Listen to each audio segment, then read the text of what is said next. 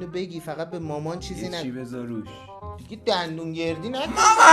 مسواک منو داری میزنی؟ آره دیگه. نکن کثافت. برو گدا. اول تو اول تو. ول کن. تو بکن. با شماره 3. باشه. 1 2 سه. 3. چرا دو تیکه پیتزای من تو یخچال بود و ندیدی؟ خوردمش. گشنه بدبخت. ببین آبجی جون، یه حقیقتی میخواستم بهت بگم. تو خواهر من نیستی. ما تو رو از تو جوب پیدا کردیم. لباس منو پوشیدی؟ آره دیگه. خب چرا پوشیدی؟ آخه تو هم لباس من پوشیدی. خب خواهر برادریم دیگه. نه. داداش این موتور زیر پاتی علی ما آب برده بیار. بدو. نگاه میکنی. پاستیلای من چرا خوردی؟ نه دوست داشتم. دوست داری برو دوست خونه؟ آبجی تا حالا بهت گفتم تو قشنگترین دختر دنیایی؟ ایوا نه. چون نیستی. جی آبجی کانتیلرتو برداشت. بذار سر جاشونو. لوازم آرایش من خودت نداریم، کانسولار خط قرمز منو. آبجی جون خواهر بزرگتر محرم آدمه. اسمش چیه پسره؟ محمده. مامان